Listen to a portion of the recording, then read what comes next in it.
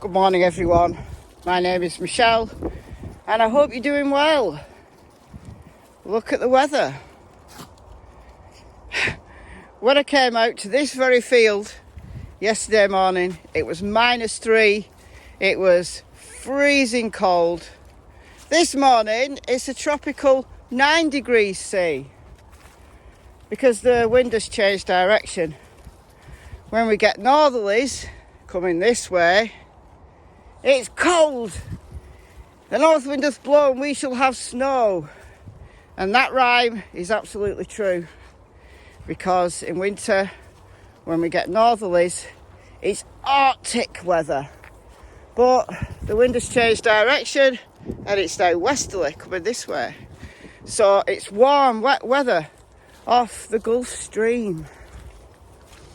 There you go. But you're not here, are you, for a weather update? This is not the Weather Channel. You're here to talk about true crime. And we are going to be talking about some developments in the Summer Wells case.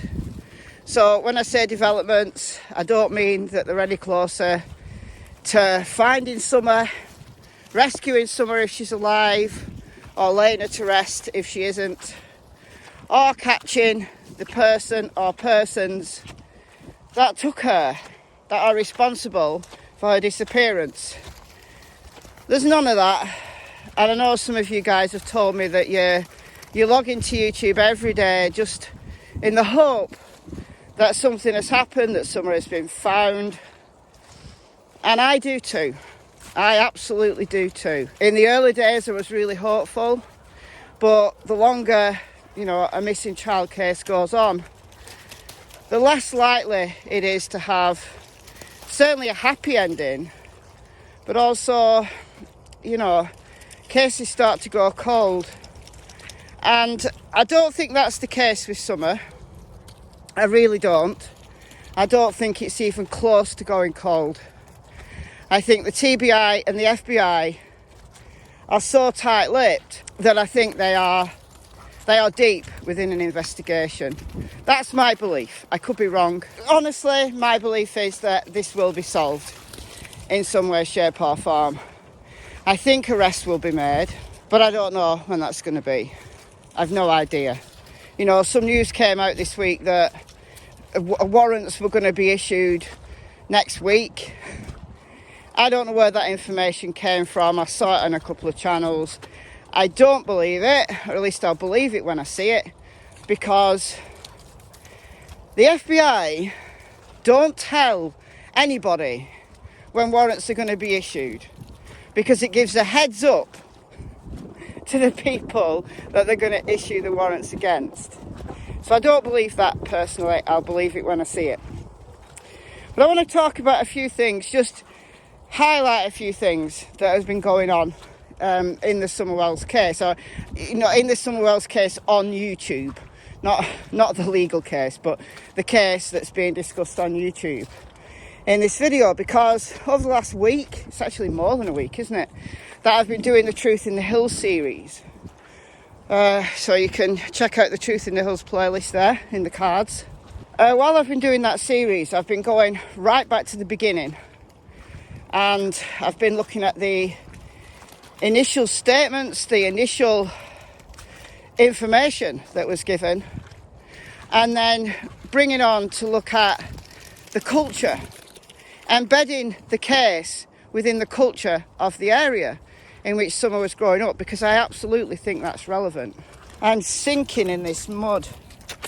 It is so muddy this morning. Looking at those key theories, the main theories that have developed from those kind of initial statements, kind of stripping it back. This is what detectives do. This is what law enforcement do in a case that's a few months old. They look at it with fresh eyes. They might bring in new members or a new team, and they look at it with fresh eyes. Even cases that have been going on for a long time, like the William Tyrrell case from New South Wales, Australia. That's William disappeared in September 2014. And they've got a new team on the case. It's a brand new investigation. They're starting from the beginning again. This is what sometimes we need to do. This is not just creating content for the sake of it. Sometimes we have to do that, and that's what the Truth in the Hill series was all about. So when you've got some time, if you haven't watched it, if you thought, oh, I don't want to listen to, just the same old, well, actually, looking at the same old can be very, very helpful, because it strips out all the misinformation and it strips out the superfluous information, and it takes it right back to the beginning. And in tandem with kind of developing the Truth in the Hill series, I put all the press conferences that were released in the first week, 10 days of the case over on my second channel, Michelle Walks. So check out Michelle Walks there if you're not subscribed already. And I'm also now starting to put the early interviews that Don did. He did some interviews with Jeff Bobo, who's like a Hawkins County reporter. And I think a lot less people remember those. Everybody remembers the WJHL one with Ansley Daniel. But I don't think they remember that Don was talking to Jeff from June the 18th. You could tell Jeff was probing and trying to get him to talk more. And Don has done since, obviously, with YouTubers. Don has latched onto the fact that YouTubers will listen to him. So he was doing that right from the beginning. So I put one on, sorry about the wind guys, I'll go back this way. I've put the June 18th one on Michelle Walks, so you can listen to it. It's about 9 minutes. Whilst I've been doing the Truth in the Hill series, there's been things going on YouTube that I haven't reported on because I've been busy doing Truth in the Hills. But I have been listening, I have been watching, I've been listening. Where the hell's this wind coming from? It's meant to be westerly, so it's meant to be coming this way. So if I walk this way, it should be okay. But then if I do walk this way, it goes gusty. I'm trying to help. I'm trying to help you. Doesn't always work out that way though. Some of you say you like the wind. That's fair enough. Look at this. In relation to Don talking, and his drunken rants on numerous channels, and people phoning him, and him just be willing to talk to complete strangers on the phone. Surely 5 months in, he knows full well that people are going to record these phone calls. Surely he knows that. But he's still at it. If I walk backwards, it might help. Right, I'm walking backwards. Well, I'm not, you are. You're walking backwards, I'm walking forwards. But he should realise that when people ring him, when people want to talk to him, when people say they want to help, they're not really. They want information. And they're going to record it and release it to YouTubers. Don doesn't seem to have got that fact in his brain, even though loads of people have told him that's what's going on. And case in point, I'm only part way through this live, but Ziggy, she's still live as I'm recording this. I've already watched part of it. I'm 5 hours ahead of Eastern, 6 hours ahead of Central, 7 hours ahead of Mountain, and 8 hours ahead of Pacific. I have to catch them on the replay, so I'm only part way through. But Ziggy is playing a call between Don and a woman. I don't recognise her voice personally, and I am only part way through it, so I'm only just mentioning this. But Don said, oh, I'm going to be locked up soon. And Candice is in the background doing her usual shouting.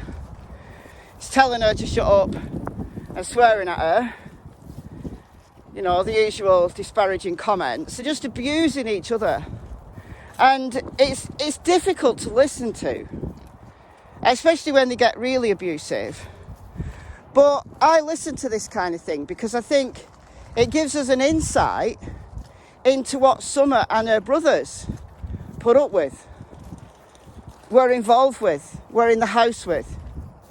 Because the people who are saying they're only like this because Summer's gone missing and they're completely at the end of their rope, well, that might be true. They might be stressed to high heaven.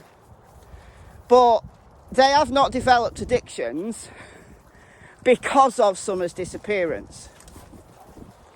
They're deep within their addictions and they've refused treatment, haven't they? For those of you who've been eagle-eyed, they've actually refused addiction treatment.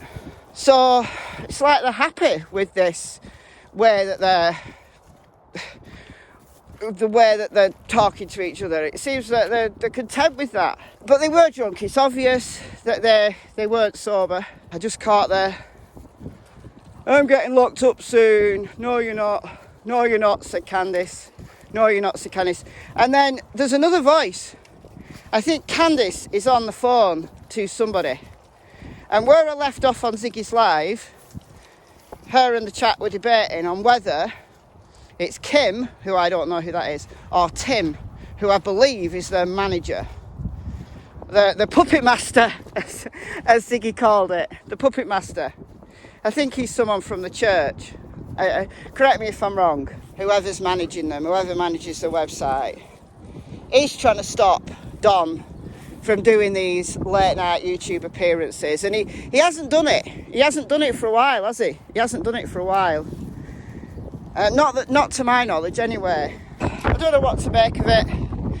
I think it's the usual late night ranting. I don't know whether Don really believes that he's going to get locked up soon. I don't know. What is he going to get locked up for? So we could speculate it's because... Why are they stalking each other? It's because of his DUI. But he isn't in court until February. So maybe he's thinking ahead, thinking that he's going to get a custodial for his DUI. Or he's thinking about the case in Utah that his stepsisters have brought against him. I think people can speculate that he thinks he's going to get arrested for the disappearance of Summer, but I don't think it's that. I don't think it's that, honestly. I don't. Somebody raised a good point that, you know, Crackin Cases, Cam and Ali, they had to sign a non-disclosure agreement when, you know, because they're working with the PIs now. I guess that's usual, you know, if these PIs are genuine PIs and not just being called PIs, private investigators, for people who don't know what PIs mean. You know, they're not going to want people hearing what they're talking about and then just going on YouTube. So I understand that. But I caught Cam and Ali's live last night and they were talking again about the footprints. Now, I did a video in the Truth in the Hill series specifically on Summer Just Walked Away. I find it unlikely, as I said in that video. Go and watch it if you haven't. I did a video as well a couple of weeks ago about these footprints. So again, go and watch that video. Could she have just walked away? Could it really be that simple? Could it be? You know, all of this talk about the church being a cult and it's to do with them, or it's to do with a child trafficking ring that's, you know, Don and Candice have been working with, that it's to pay off a drug debt and she was sold. Maybe it's a lot simpler than that. Maybe Candice fell asleep, Grandma fell asleep, they weren't paying attention. Right? They just weren't paying attention. And Summer just wandered off for whatever reason. And those footprints. Now, they have released some more messages. Now, I don't set much store by it for one reason and one reason alone. It's not because this couldn't have happened. I find it unlikely, but of course it could happen, because 5-year-olds can be a bit unpredictable at times, can't they? You know, even at 4 and 5, if you don't keep your eyes on them, they can get up to all sorts of mischief. So is it possible? I would favour her not going into the woods, honestly. I would favour, if this was true, if this really happened, I'd favour her going down the track that the tree men, because the power line people have been there, felling trees and tidying up all the woods. And there's a big track that goes down to the creek from the property. And it's not that steep. And it's easily walkable. So Summer, I don't think would be scared to go down there, because technically it's not the woods. It's not in the woods. Down to the creek at Beach Creek, and then she's on the main road. And then somebody could just come along and take her. I wish Ali would say something about it, but I think Cam and Ali are right in that Leslie Earhart from the TBI clammed up. She said it's part of the investigation. When she was asked, I don't know what day it was on, what day in June it was on, it's from one of the presses anyway, and she was asked a question as to was Summer seen outside or something along those lines, and she said she can't speak about it because it's part of the investigation. Within 24 hours, less than 24 hours, they changed her alert from an endangered child alert to an amber alert. It kind of means she's in imminent danger. And they gave this description of a Toyota Tacoma, and I think that's a red herring. I think, yeah, that was reported in to the TBI, but I think they've released that as a red herring. I genuinely believe that now. And it could well be that they are looking for somebody who took her, because Candice and Grandma weren't watching her, and she was probably gone far longer. And that's the thing that Candice is hiding. It's the reason Grandma won't speak, because they know they're guilty of that. I'm seriously considering that could be it. It could be that simple. And somebody's took her. And the TBI, because Tennessee are hot on catching child traffickers, I think they're using this case as a springboard into catching the rings. And they have caught some people very, very, very recently. Again, I've put videos out about that. So she could be trafficked, but not at Candice's hand or Don's hand. I don't know, you guys. I think it could be that simple. And Don's drunken rants are simply the rants of a drunken man. He's done shady stuff.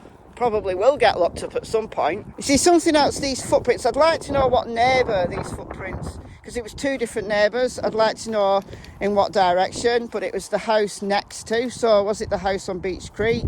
I can understand why they don't want to be named. I can understand that, absolutely. But they were behind a ridge, like somebody who knew the area.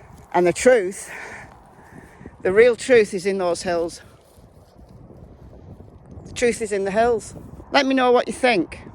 I'm sorry about the wind. I did try. It's goodbye from Miss Tillington. It's goodbye from Miss Cassie Springer. Bye, guys.